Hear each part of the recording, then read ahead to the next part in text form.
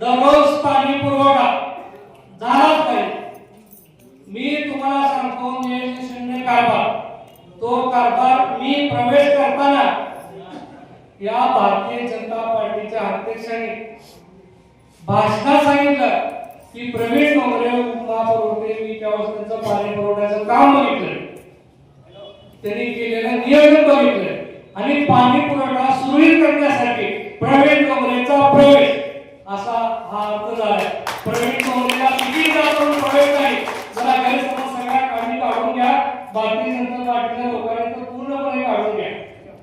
आमची मागणी शहरातल्या विकासाच्या कामाची। दुसरं पाणी पुरवठ्याचा तुम्हाला विषय सांगतो, पाणी कधी पण येतं, रात्री अपरात्री पाण्याची मीटिंग झाली, राष्ट्रवादी काँग्रेस पक्ष यांनी त्यांचे अण्णा बनसोडे माझ्याकडे आले, मी विषय मांडले आणि त्यांनी बैठक लावली नागपूरला।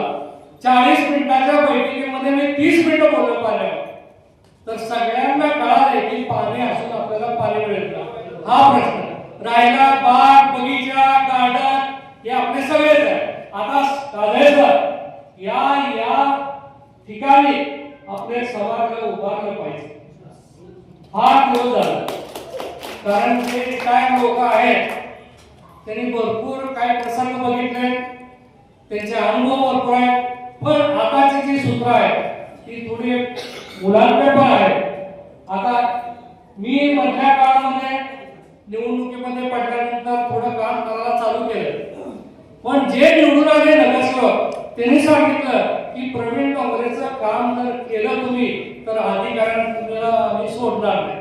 मग मी दुर्लक्ष केलं, लोकांनी बघू द्या म्हणलं की नगरसेवक किती सक्षम आहे। तर नगरसेवक 7 पूर्वीचे सक्षम नव्हते।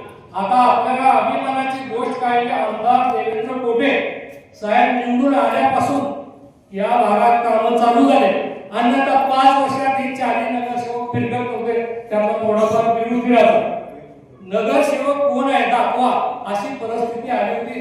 केंद्र साहेबांनी बोर्डावर दिलं होतं नगरसेवक दाखवा बक्षीस मिळवा। असं न होता कुणीही उमेदवार असू द्या, पहिला प्राधान्य मी आता भारतीय जनता पार्टीच आहे। भारतीय जनता पार्टीला पहिलं प्राधान्य असेल। चिखली साहेब तुमचा कुठलाही उमेदवार असला, तुम्ही आता शब्द दिलाय लोकांना, विभागणाऱ्या उमेदवाराने शब्द दिलाय, सगळ्यांनी शब्द दिलाय, बबलूने शब्द दिलाय, पण माझी जबाबदारी म्हणून पहिला उमेदवार भारतीय जनता पार्टीचा असेल, नसेल तर कुठलाही उमेदवार असू द्या, काय करायचं तुम्ही ठरवा, मी सांगणार नाही, कारण मी आता पक्षात आहे।